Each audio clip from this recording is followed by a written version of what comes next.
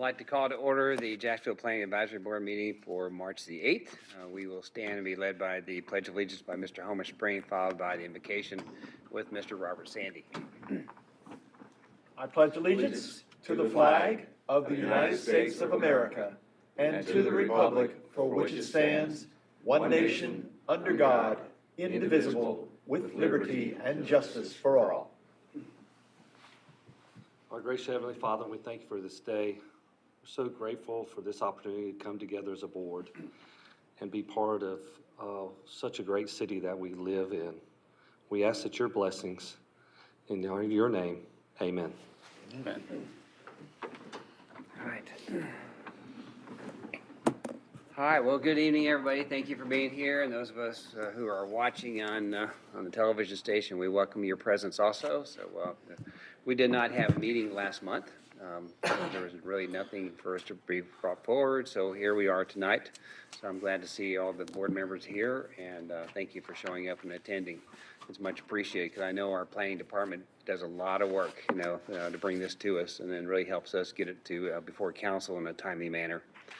So that, having said all of that, I just need the approval for the agenda this evening.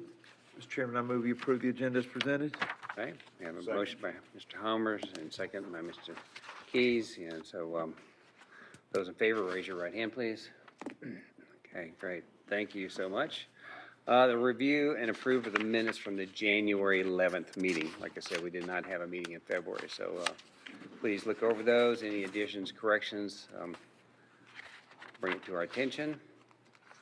Mr. Chairman, I move we approve the minutes as presented. Okay. No corrections. So we have a motion and a second. Those in favor of that, please raise your hand. Great, thank you. All right. City Council update. Bob, how are you doing, buddy? Good. How are you, sir? Good. Good to see you, as always. It's always good to be here. Just a couple things since our last get-together in January. We did approve the food trucks. Mr. Sandy was concerned that $200 was a little too low for a fee, and we did set the fee at $300. I was kind of pushing a little bit higher, but it's probably a good compromise. And we did decide to double the fee for anybody that's not a Jacksonville resident, so that if they have a personal truck, a food truck or something that's not registered in the city, if they don't have a city address, they are paying double just because they're not contributing to the upkeep of the city streets, etc. The other thing we did reduce, like y'all did, we proposed to reduce the landscape requirements for contractor offices in the industrial zone, which made good common sense. And we also had just a general discussion about chickens. And of course, you're going to be talking about chickens tonight. So that's all I had, Mr. Chairman. All right, thank you. All right, thank you very much. Appreciate that. Well, I see there's no old business on tonight's agenda, so we'll go ahead and move right on into the new business. So first item up is a type 3 site plan special use permit request. Jeremy, how are you? I'm doing well. Thank you, Mr. Chairman, members of the board. Very happy to see you again, Mr. Keys.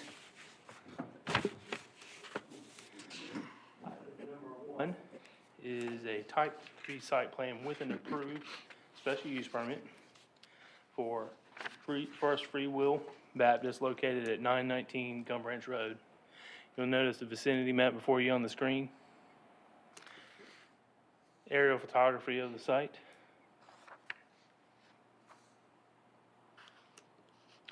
This project is zoned, the property is zoned RMF LD, and within this district, churches are a special use. This project received a special use permit May 8, 2001. You'll notice the residential zoning to the west, south, and east. Then the Jacksonville-Onslow Chamber of Commerce to the north is split zoned O&I and CC, and with some residential zoning in a small neighborhood commercial lot across Gum Branch Road. First Free Will Baptist is requesting the approval of a site plan to construct a 1,200 square foot accessory storage building on their site adjacent to the ball fields.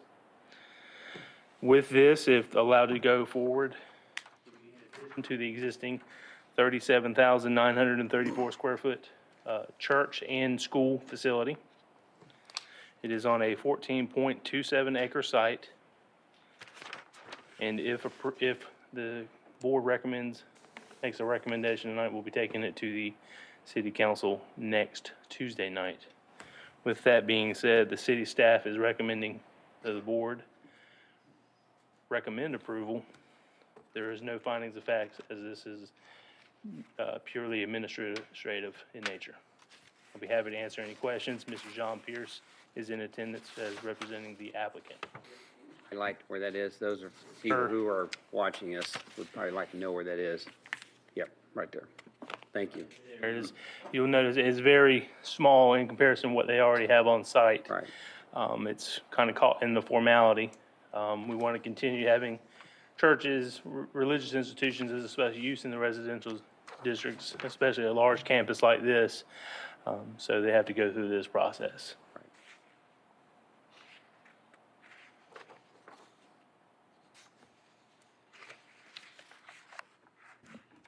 I do have a question, Chairman. Yes. Well, it may be two. I noticed down under options on number 2, the cons, you've got would impact the First Rural Baptist Church and their future development plans. Of their development plan being the development of that building. Okay, If they have future plans, we are unaware. okay. And the reason why I bring that up is, I was on council when this was originally built, and I know there was an issue with the traffic and the state giving the permission based on traffic count and all that. And I know this small of a building won't impact it, but when I saw that, I was wondering if they already had future plans that may impact that agreement that was made back so many years ago. Vinny, Okay. that's you'll notice in a lot of our staff reports, that's just a carryover. And, maybe something small like this, we should, reword it so it is a little bit more straightforward for Okay. that matter. But we are unaware of any additional plans they have Gotcha. in the future. Well, they're pretty landlocked in there anyway. Yes, so sir. It's kind of a tough place. Yes, sir. My kids used to go there a long time ago. But anyway, so I'm very familiar with the site. But they're landlocked, so there's not a whole lot of wiggle room right there from the Correct. add anything big again, so. Mr. Chairman, I move we Yes. approve the type 3 site plan with approved special use permit. Mr. Homer, to approve this site plan. Second? Second by Mr. Robert. Any other discussion? Hearing none, all those in favor, please raise your right hand. All right, and there are none opposed, I see. Let y'all know it's good to see all y'all. Okay. Mr. Keys? Good to see you. Good. Got horses making a, I think it's St. Edward's cycle. All right. Okay, thank you. All y'all. All right, See you, John. All right, buddy. Take care. John. So we I'm will, on the board over there too. Several of them. We got another one over there. They're all wild men. I don't know, Mr. Keys kind of low profile. okay. See you. Bye, thanks. All right, item number 2 is a text a minute concerning backyard chickens. So, Ryan, how are you? Good. Chairman, planning board members. Not a Knew normal, that was coming. I did.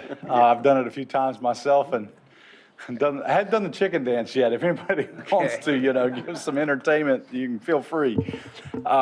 So currently, the Unified Development Ordinance and the city code are in conflict with one another. So right now, the UDO does not allow chickens and the city code does. And the stricter rule applies anytime you have a conflict like that between codes or state statutes, things of that nature. So we had some discussions back, I believe it was the last part of 2020 with city council. I believe we may have even talked about it in a kind of just discussion standpoint with the planning board, but we needed to eliminate the conflicts. And we looked at some information that was provided by North Carolina State University about backyard chickens, and we looked at some other ordinances. And it's our opinion that we need to find a way to allow some backyard chickens while making sure that we have things put in place to eliminate nuisances should it become, to that level. So what we've decided to do, if you look in Exhibit A, is primarily under Part C for the specific standards for accessory uses would be backyard chickens, which will allow the residents who choose to raise chickens have up to 5 hens and have certain standards that goes along with it. So as outlined, you could have 5 chickens. You can maintain that at a residential lot. There's no discounting if you have chickens. Baby chicks, you can't say, well, I got my 5 hens and then I've got 15 chicks that are in the incubator. No, you can have 5 hens. And roosters and other fowl such as geese and ducks are prohibited. So we're worried about the noise nuisance aspect there. So based on the information that NC State provided, you don't have to have a rooster to have a viable backyard chicken flock, if you will. And basically that we want to make sure that there's no chicken enclosures in the front yard. So they need to be to the rear setback, in the rear yards, but away from the setbacks. And we want to make sure that the area is kept clean and sanitary and that they don't become a nuisance and there's no commercial activity. So you can't be selling eggs out of your house. You can't do that. This is really for personal enjoyment, personal use, have fresh eggs for you and your family. And based on the number of eggs that a hen produces, that's how we kind of came up with that number is 5 hens. There's certain production that a hen will have over the first year and then the next couple of years, and then it kind of trails off. Probably know more about chickens now because of this than I wanted to know, but that's why we felt that 5 was the best number versus currently you can't have any in the UDO. So we're going to lessen the standards in the UDO, which is none, to 5, and allow people to have that as a accessory use behind their residence. So be happy to answer any questions that you may have in conjunction with this. Next week, it goes to City Council. There will also be a city code amendment. Once again, we don't want that conflict. So the Article 4 that talks about the backyard fowl, chickens, those things, they're going to strike the verbiage, and it's going to refer our citizens to the Unified Development Ordinance. Plus, the UDO is applicable to the city limits, and the ETJ, the city code's just for the city limits. So we need to make sure that it's covered in our total planning and zoning jurisdiction. So we felt that it needed to be in the Unified Development Ordinance, which is why we're striking it from the city code. Be happy to answer any chicken questions that the board may have. Have we had a lot of interest from residents for having chickens? Where did this come up, I guess? So there's probably more chickens in Jacksonville than you realize. People usually don't call and say, is it okay that I have chickens? Usually it comes up because, hey, my neighbor has chickens. Yeah. And I believe that's kind of what started this back in the latter part of 2020 was you had one neighbor that called and said, hey, can I have chickens? And another neighbor said, see, it says right here in the city code that you could have them. And then there's kind of a he said, she said kind of thing in terms of the 2 codes. And that's where we said, okay, well, we've got to fix this conflict because some people, they look at the Muni Code, they don't go looking for the Unified Development Ordinance or vice versa. So we want to make sure that regardless of which code that they look at, that they're getting the same answer and there's not that conflict. So that's how it came up. Yes, sir. 2 questions about them. So now if someone lives in an HOA, can they trump that rule if the HOA says no and the city says yes, or how does that work? So the city that's a private matter. The city does not get into that. If it meets, let's say your HOA says you cannot have any, city allows 5, we will not enforce your HOA rules. That will be a private matter that the residents of that development would have to basically pursue. No. It would not be a violation on the city side. My second thing is, where I live, I back up to woods, and we have coyotes and all that stuff that come through. Now, what if that becomes the issue, like where coyotes are getting into people's yards because of chickens, and then we're having that bunch of issue with wildlife, and how does that work? That's where the enclosure comes into play. And, from what I understand, we're not saying that you can't have a free reign in the backyard or free roaming chicken in the backyard, but if you don't have them kind of confined and they end up in the neighbor's yard, on the neighbor's fence, the neighbor's car, then it's probably going to become a nuisance, and then we're going to be dealing with an enforcement aspect. So they, it should be an enclosure, you should have an enclosure to keep them safe, but some people are going to let them roam during the day. And who enforces, the city or animal control or? In terms of which aspect? Well, like say there was like the coyote situation, say that was becoming a nuisance because that, would wildlife be called or would the city take care of it? I'm not sure. Maybe that's a reason why we shouldn't have backyard chickens. Yeah, well, thank you. But I'm not sure about that one. I mean, I imagine that you could call wildlife or animal control. Great question. Okay, thank you. My question is regarding enforcement. It sounds like to me it'd be a little bit tricky to enforce unless somebody called and really had a bad complaint. That's more than likely how we would find out about it, is if chickens are being a nuisance to another neighbor, that's how we're going to find out about it. Yeah. We don't make it a practice of going in people's backyards just for the sake of it. So if somebody has a problem, that's been that way for a long time. I can tell you that that's how it works right now with city code, junk vehicles, other nuisances. Most of them are on a complaint situation. I grew up here in Jacksonville. We rescued a dog from the pound, kept the dog in the backyard. Dog ended up having 3 puppies. There was 3 of us kids, so we had 4 dogs. Neighbor complained because our dogs barked too much. I mean, it's one of those situations where my dad had to go through the court process and deal with that whole situation. It's a nuisance situation. You got to follow the codes, and it's usually on a complaint-based situation, and that's how I envision this being as well. Why do we allow chickens in the city? I mean, what's the pros to allowing it? Instead of having the nuisance calls and all the headache that might go along with it, why just scrap it?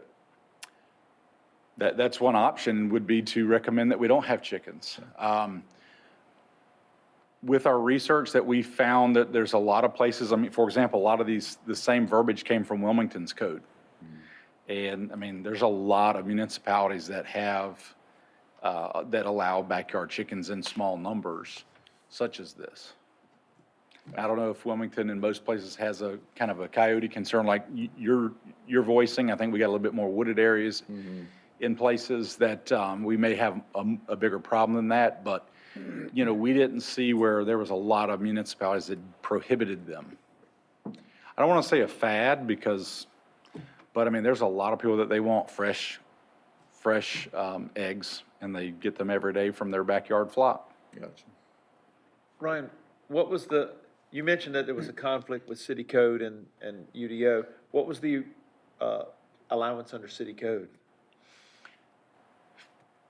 I can pull it up. I don't remember exactly. Was there a number? I don't know that there is. I think it's just you can have Just chickens. said no roosters. I think And that's. I raised chickens for a while until we started traveling. So, And that is another thing, you mentioned travel. From that literature that I pulled from NC State, I mean, they're a daily situation. You don't have them I'm going to leave for 3 or 4 days, and you pretty much have to tend to them every day. And I think that Mr. Forney can attest that. When you want to travel, I don't know that the chicken's the best pet to have. You hope you got a neighbor that enjoys, caring for them while you're on the road. So I don't know that it's for everybody, but I do know that, I mean, there's quite a bit. There's probably more than you realize. So what you're saying is we could currently have people who have, couple of dozen in their backyard now that if this goes through, will be limited to 5? It's possible, yes. I don't know that there's somebody that has that many, but it's entirely possible. I don't know of a situation where you have somebody that has 1 or 2 dozen chickens. This hasn't been an overwhelming situation. We just recognized that conflict when the 2 neighbors both called saying, well, this says you can, and then the other neighbor said, but my neighbor said you couldn't. And we realized that we needed to fix that because, the 2 codes are just in conflict, and depending on which code book you look at, So you can get the mixed message. This is not something that would be grandfathered or grand chickened in. With the strict rule applying, if you have bought the chickens, and they only live about 5 or 6 years from what I understand, if you bought the chickens prior to 2014, you could argue, well, the UDO didn't go into effect until July, so then I would be grandfathered in. But if you didn't have them prior to that, and so at this point with 7 years, the likelihood what you have is you have illegal chickens at this point, not grandfathered. Because more than likely, the ones that you had prior are no longer living, based on what little bit of research, the stuff that I've learned about chickens and their lifespans. We have, I know of at least 2 roosters in Jacksonville. Yeah. That I know of. There may be more. I'm sure there are more, so. One in I've- my I've neighborhood heard 'em- that couldn't I've tell heard 'em time. talking to each other. And I think that's probably a situation where, for people that are watching this on G10 and deciding to get chickens, before you purchase them, you probably want to make sure that you're buying hens, not roosters. Yeah. If you end up with baby chicks, if you end up keeping some, you want to make sure that you're keeping the hens, not the roosters. So, I mean, we had a situation a few years ago, roosters showed up in our yard, in my neighbor's yard, don't know where it came from. So apparently roosters may wander a little bit as well, so, but when you feed them, they tend to stick around, so. But it'll be something that where the primary objective is to eliminate the conflict and then allow them, a manageable number. My question goes towards more to the aesthetics. Now, I realize that you're limiting to the backyard, but I meant and I know there's a setback, if I remember correctly. Yeah, we'll call it, setback. But how about like some kind of fencing that has to, and I'll throw a disclaimer out there. I had 3 chickens too last year because I had a college-age son that needed something to do, so he decided to do the chickens. But for the same reason, I mean, you have to babysit them, so. But my question mainly is, the aesthetic part of it, requiring fencing or something that blocks that view. Because a lot of times, I don't know how yours were, but they're not the most pleasing to the eye with some of the chicken coops and stuff like that you're going to leave. And I'm guessing that's what the enclosure is the actual coop that they stay in. Correct. So what about aesthetics as far as like a corner lot in some neighborhoods and stuff like that? Is there any way we can control that? Certainly, if the planning board has that as a concern, we can add as a standard that basically, that the backyard have a 6-foot high opaque wooden fence that is around the yard.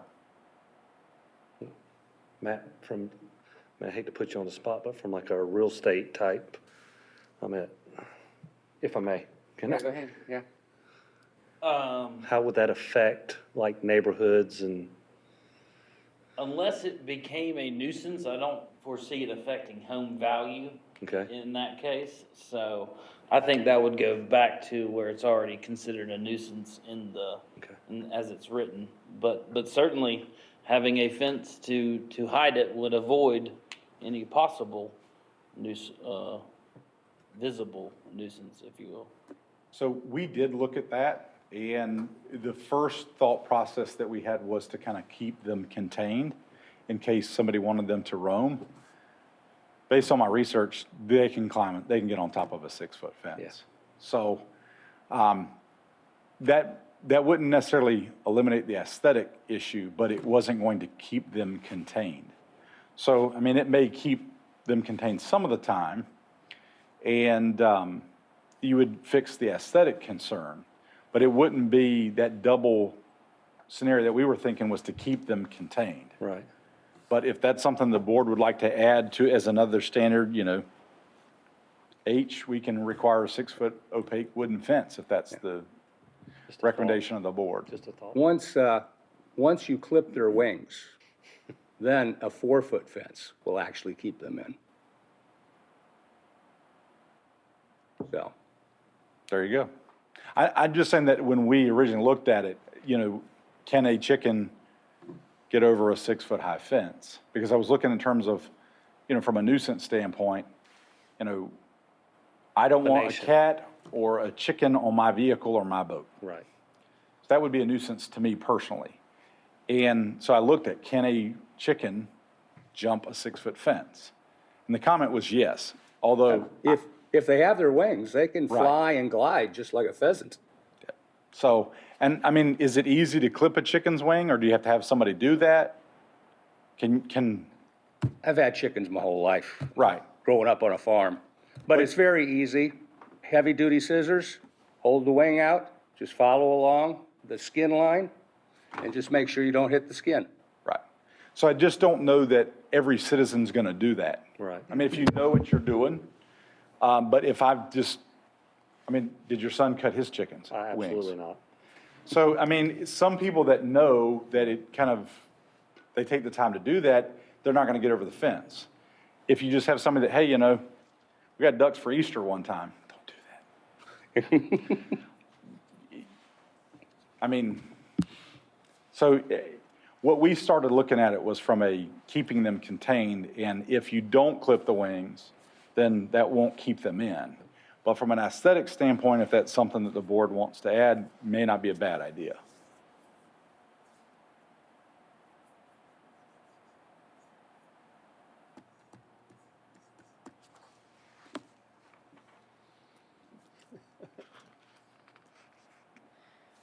An additional We're open I expense to just don't, to the home. suggestions. I just don't want Whatever to, I I just don't want to make it so burdensome that Well, somebody that just wants to have 5 chickens can't do it Right. because it's just too much of a hassle. Right. I was gonna say, at that point, I mean, you're adding some additional expense that it may keep somebody from doing that, or they may violate the rules anyhow and hope they don't get caught. I mean, I think as long as we keep them confined to the back, and like you said, we've got setbacks and all that. But it's also being a good neighbor, and you're gonna have to work that relationship out with your neighbor. There's some neighbors gonna, it's like, I don't wanna look out my back door and see that. Well, you're gonna have to take that up with your neighbor. I think that's an impossible situation for the city to regulate. But hey, as long as they're in the back, as long as there's, it has to be in the back, can't be on the side, 15-foot setback, you're, as far as your hen house. But for us to make somebody put up a 6-foot opaque fence, I mean, I think we're overreaching. But then you gotta deal with your neighbor, so you all work that out, I don't know, but. I think the 15-foot setback on both sides will keep that somewhat so that it's, from the street, it's blocked by the house. Right. And may minimize the need for, as much borders. And really, what you've got down here is very reasonable from both perspectives. I think that Mr. Sandy brings a good point for a corner lot. That is something to where, if you got an interior lot, you're gonna be sandwiched 15 feet on all sides. The corner lot situation, while you may be set back, it still may be more visible. So, I agree. And I was using my perspective, I live on a corner lot, but I have a 6-foot opaque fence too, so just a thought.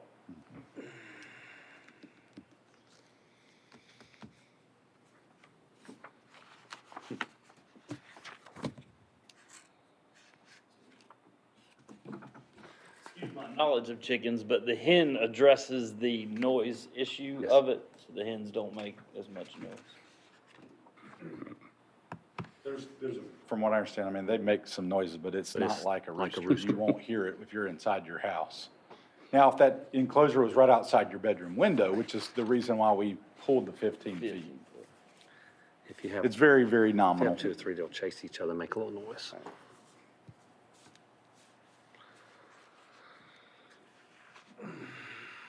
So I'll entertain a motion at this time from someone, so we can move on. I think we've had some good talks about chickens. Mr. Chairman, I move we approve the UDO text amendment found on attachment A. Okay, so we have a motion by Mr. Homer. We have a second by Mr. Bob. With the verbiage, Oh, what- for the reasonable statement that is part of the general That's great. statute. The amendment is reasonable and in the Yep, public there we go. interest.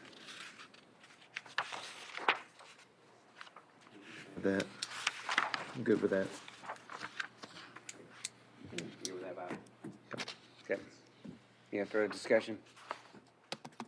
Hearing none, raise your right hand, please. 2, 3, 4, 5. Okay, those opposed? All right, so this passes. We're going to move on. Thank you.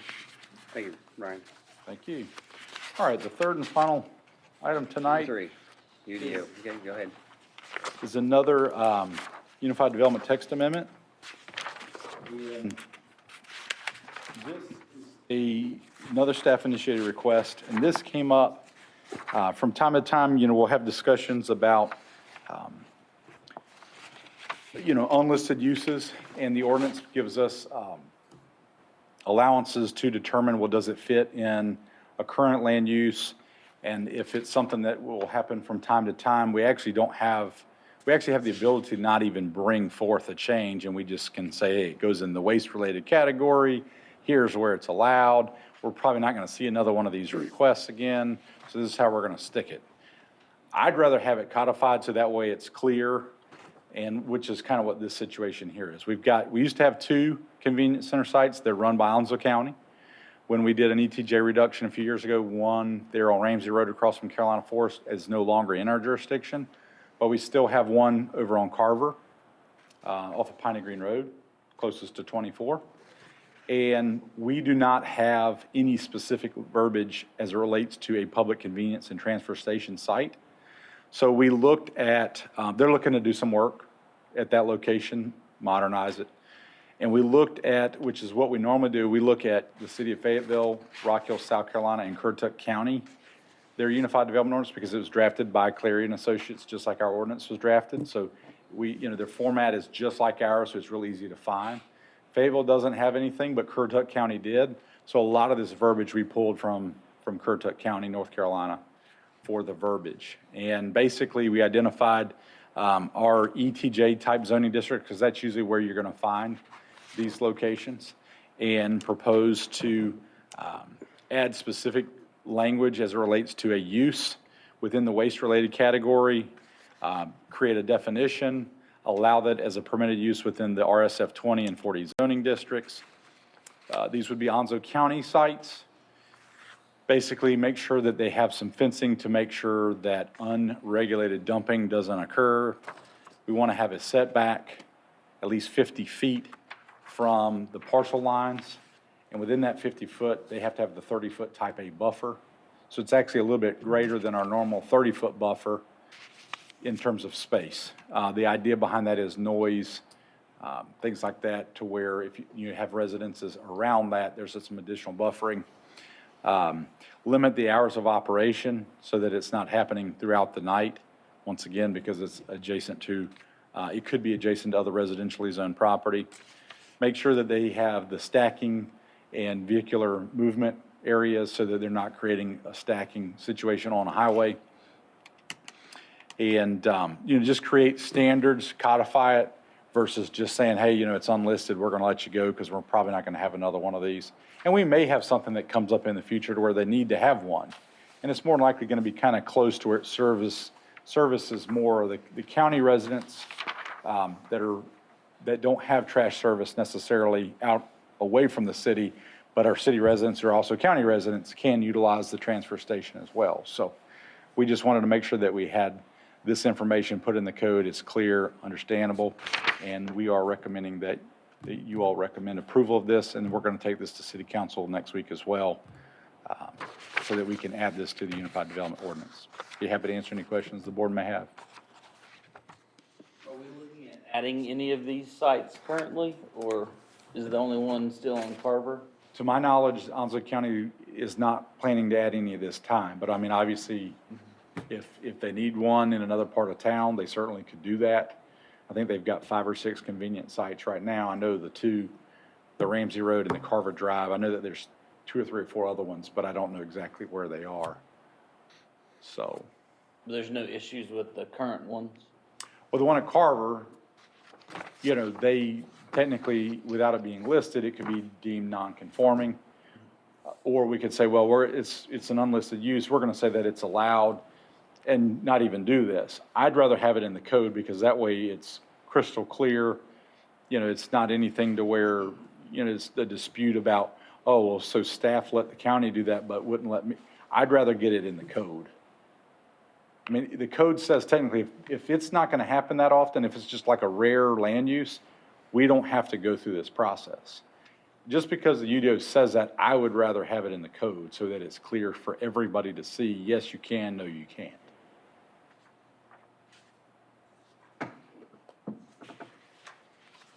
Yes, sir. Is the language that you have here consistent with the other municipalities that have a similar situation? Did you, I mean, I assume you benchmarked? We used a lot of the stuff from Currituck County. The hour situation, we kind of went with our own. We did talk to the representatives who discussed it with Onslow County, and they didn't have any concerns. They pretty much were going to have the 50-foot buffer on that site as well. They were already planning to have fencing, but a lot of this came from Currituck County. Yeah. And the county's good with the way it's written? Okay.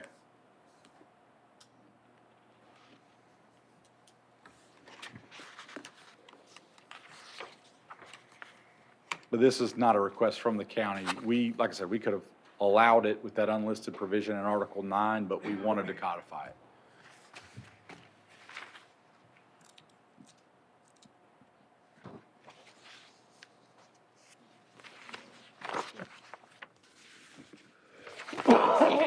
Ryan, is there a reason that we added the line about shall be owned and operated by Onslow County? Was that to prevent something from happening? Yes.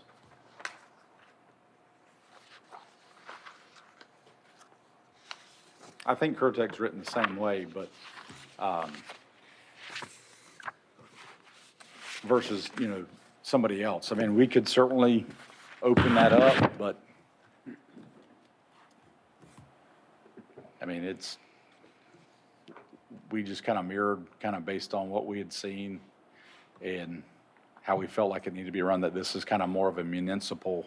A lot of times, in fact, when we were having a conversation with the consulting firm, you know, a lot of times say, well, governmental use. Well, sometimes that's not permitted in every zoning district. And with this being a little bit more than government offices, or, I mean, even police and fire stations are special uses in some zoning districts because of the noise that they can create with diesel engines and sirens. So we felt that that was the best, but I mean, you could open it up as well, but that's who we envision would be using it more so than anybody else. But if the board wants to strike that, we certainly could do that. That could be your recommendation to city council. Any special provisions for buffering? The 50-foot, so it's going to be greater than the current 30-foot normal type A. So you'll have the type A buffer, which is landscaping and fencing, a 6-foot high opaque fence, and you're going to add 20 feet on top of that. Okay. So, I mean, that's consistent with, and that's nothing, we pulled, so we have several waste-related industries. We actually pulled information for some of these standards from some of those other waste-related services as well. We thought that it was applicable enough to incorporate it into this proposal. So we thought that the 50-foot was a reasonable situation. Would it be gated at all? Yes. And that's part of the, to ensure that unregulated dumping doesn't occur. And I don't think the county, I mean, the county has certain bins for certain things. They don't want just anybody. So, I mean, they have somebody that mans the facility, and they would make sure that, you know, you're putting your recyclables, cardboard here, you know, your motor oil here, your metal products here. I mean, they're household trash there. So they don't want to have people just going in there anytime and messing that sorting situation up.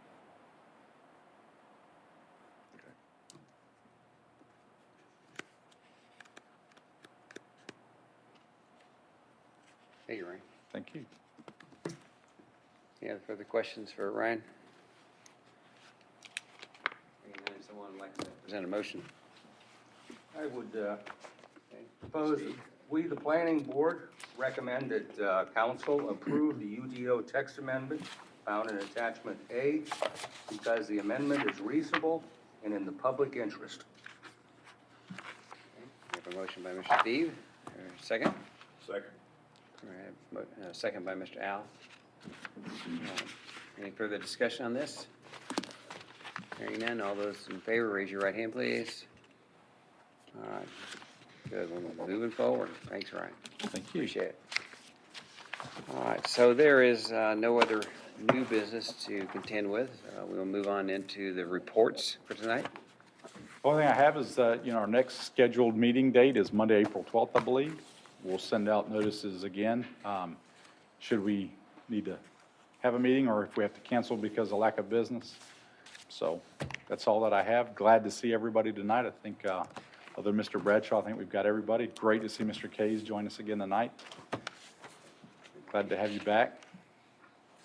And I appreciate everything that the board does, taking your time out of your evening away from your family to consider the city's business and provide city council with great recommendations as you all do every month. Thank you. So, in closing comments, I'm glad to see Mr. Keith back here also with us, and thank you for everybody who's here. As to all the citizens of Jacksonville, thank you for what you're doing and participating and wearing your mask, keeping a safe distance, wash your hands. If you decide to take upon the opportunity to get vaccination, that's a personal choice. Anyway, in the meantime, we will all beat this. We're moving forward as we're starting to slowly open things back up. Don't let our guard down, and we'll get back to normal. So I'm excited to see the changes going on and across the state. I think numbers going down, but at the same time, let's don't let our guard down. So being in the healthcare field is real important, and I think we've done an amazing job here in Onslow County. I know we had a little bit going on, but with the weather, it's going to really help us out too. But be safe and also be respectful of those around you. I would encourage that. So, but I think we've got a great community. So I'm glad spring's right around the corner. Also, as a reminder, the time does change this weekend. So if you haven't thought about that one, do so. So it'll catch everybody by surprise. So, well, we do appreciate those who watch and participate, and thank you, Bob, for being here tonight, and thank you to the planning department. Can you make sure our job really easy? I appreciate all the hard work. So, anyway, having said all that, if I have a motion to adjourn tonight, it would be great. So moved. Okay, so we have a motion and second from Bob and second from anyone. Second. All right. Thank you so much for joining us. Have a nice evening.